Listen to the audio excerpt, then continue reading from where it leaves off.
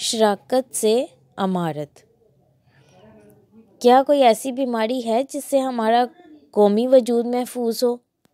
اگر کسی مرض سے محفوظ ہے تو پروپیگنڈا ایسے کیا جاتا ہے جس سے یہ مرض بھی لاحق لگتا ہے۔ آرڈیننس پر آرڈیننس لائے جاتے ہیں۔ ایک پیکا ایکٹ میں ترمیم اور اضافہ لایا گیا ہے۔ اسلام آباد ہائی کورٹ سے اس پر کہہ دیا بس بھئی بس۔ اب آگ سے آگ کو بجھانے، جھوٹ سے جھوٹ کو دبانے، ظلم سے ظلم کو مٹانے اور خون سے خون کو دھونے کے لیے سرگرداں ہیں۔ سیاست میں اختلاف برداشت سے باہر رہا جو ذاتیات سے آگے دشمنی تک چلا جاتا ہے۔ پی پی اور نون لیگ 90 کی دہائی میں ایک دوسرے کی حکومت کو دو بار گرانے کے بعد 14 مئی 2006 کو چارٹر آف ڈیموکریسی کے تحت دشمنی سے تائب ہو گئیں۔ اب مل کر تحریک انصاف کے لیے پرانے شکاری پرانا جال بن رہے ہیں، جبکہ آپس کی نفرتوں میں نشیب و فراز آتے رہتے ہیں۔ پی پی اور نون لیگ کو دست و گریباں رہنے سے اقتدار کے سرکس سے 10 سال باہر ایک ٹانگ پر کھڑا رہنا پڑا تھا۔ یہ لوگ پی ٹی آئی حکومت کو گرانے کے ساتھ خود بھی گر سکتے ہیں، اور پھر اٹھنے میں کتنا عرصہ لگے گا؟ مہنگائی کا جن بے قابو نظر آتا ہے۔ مہنگائی ضرور ہے مگر نوبت فاقہ کشی تک کبھی آئی ہے نہ آئے گی۔ جب تک اہل دل خانقاہیں اور مزارات موجود ہیں کوئی بھوک سے نہیں مرے گا، مگر یہ بھی درست ہے اور بھی کم ہے زمانے میں روٹی کے سوا۔ فاقہ مست تو مل جائیں گے، فاقہ کش نہیں۔ یہ ذرا متنازع موضوع ہے، اس پر پھر کبھی بات کریں گے۔ آج ایک ٹینشن اور اس کے تدارک کی بات کرتے ہیں۔ بحث اس جوش و خروش سے ہو رہی تھی، یوں جانیے زمانہ بڑے شوق سے سن رہا تھا۔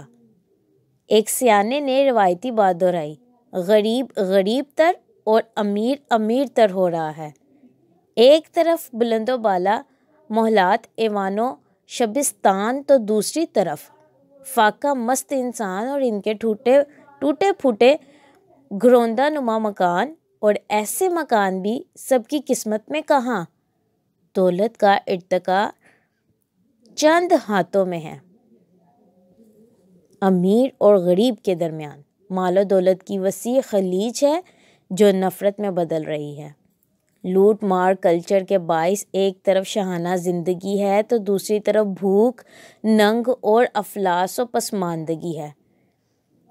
ان صاحب کی بات کاٹتے ہوئے دوسرے دانشور نے کہا، حضور بیماریوں کی نشاندہی ہو چکی، علاج اس کا بھی چارہ گراں ہے کہ نہیں؟ سیانے نے کہا، ہاں ہے، بالکل ہے۔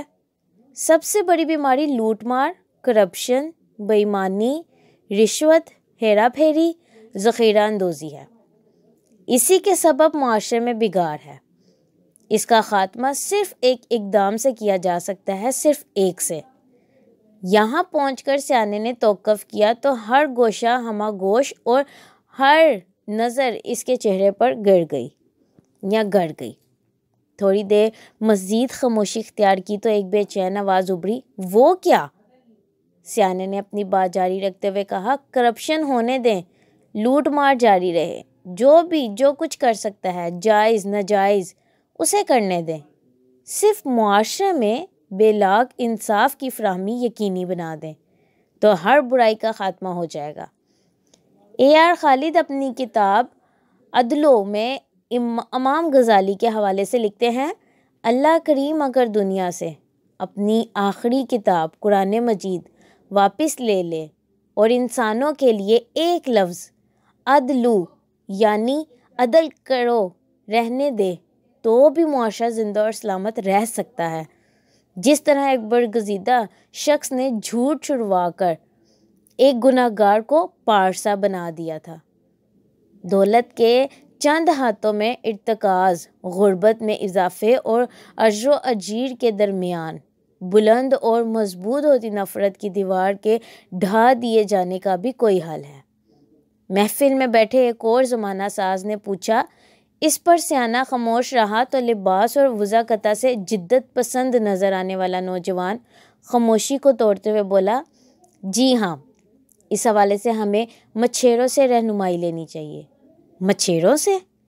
نوجوان کی بات پر 3-4 نے یک زبان ہو کر کہا، ہاں، مچھیروں سے۔ میری اس حوالے سے کافی معلومات ہیں۔ کراچی کے ساحل سے ماہی گیر سمندر میں کشتی ڈالتے ہیں تو اس پر 40 سے 50 اور کبھی اس سے زائد افراد سوار ہوتے ہیں۔ ان کا مہینہ بھر کا راشن بھی موجود رہتا ہے۔ چھوٹی کشتی کی بات نہیں ہو رہی، ٹرالر کی بات کر رہا ہوں۔ ٹرالر میں مچھلی کی گنجائش 1200 من ہوتی ہے۔ سڑکوں پر چلتے ٹرکوں میں اس سے زیادہ بوجھ لدا ہوتا ہے۔ اتنا ہی ٹرالی پر گنا بھی لاد دیا جاتا ہے۔ مچھیرے سمندر میں اپنی مرضی کی مچھلی کی تلاش میں رہتے ہیں اور اسی جستجو میں دوسرے ممالک کی حدود میں داخل ہونے پر پکڑے جاتے ہیں۔ ان کو مرضی کی مچھلی مل جائے تو اندازہ کیجیے وہ کتنا فائدے میں رہیں گے۔ سب اپنے اپنے اندازے لگا رہے تھے کہ نوجوان نے بتایا، ہو سکتا ہے کہ مچھیروں کو پہلے دن ہی مچھلیوں کے غول مل جائیں اور وہ دوسرے دن ٹرالر بھر کر واپس چلے آئیں۔ 2، 4، 10 دن اور پھر مہینہ بھی لگ سکتا ہے۔ اگر مرضی کی مچھلی مل جائے تو اس کی قیمت 1 کروڑ اور اس سے زائد بھی ہو سکتی ہے۔ اس پر محفل کے تمام شرکا چونکے اور وضاحت طلب نظروں سے اپنی جگہ کسمساتے ہوئے نوجوان کی طرف دیکھا۔ ٹرالر میں 50,000 کلو 1250 من مچھلی آسانی سے سما سکتی ہے۔ آپ اپنے ہاں مچھلی کی قیمتوں کا اندازہ کیجئے۔ 500-600 300 سے کم نہیں ملتی۔ بہترین مچھلی کی قیمت 1,000-1,500 روپے کلو سے بھی زیادہ ہے۔ ماہی گیر اگر 500 روپے کلو بھی فروخت کریں تو رقم 2.5 کروڑ بنتی ہے۔ ہم بات مچھلی کے کاروبار کی نہیں، دولت کے ارتکاز اور نفرتوں کے خاتمے کی کر رہے ہیں۔ ان 2.5 کروڑ کا کوئی ایک مالک تو نہیں ہوتا۔ کشتی پر سوار کشتی کا مالک بھی مزدور ہوتا ہے۔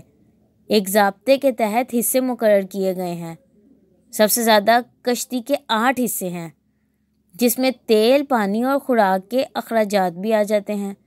ڈرائیور، نکوا، مزدور، خانسامے اور بیرے ہر ایک کا حصہ مقرر ہے۔ جب غول نظر آئے تو ہر مزدور اس پر لپکتا اور جھپٹتا ہے، اپنی جان لڑا دیتا ہے۔ اسے پتہ ہے کہ اس کی مزدوری طے نہیں، اسے حصہ ملے گا۔ جتنی زیادہ مچھلی جال میں آئیں گی اتنا زیادہ اس کی زندگی میں خوشحالی آئے گی۔ آپ یہ سسٹم روزمرہ زندگی میں سمندر کے باہر بھی آزما کر دیکھ لیں۔ جہاں ممکن ہے وہاں تنخواہوں کی بجائے آمدن میں سے حصہ مقرر کر دیں تو مزدور، چپراسی سے مینیجر تک اپنے خون پسینے کا ایک ایک قطرہ کاروبار کو انتہا تک پہنچانے کی خاطر بہانے پر جوش و جذبے کے ساتھ آمادہ اور مائل ہوگا۔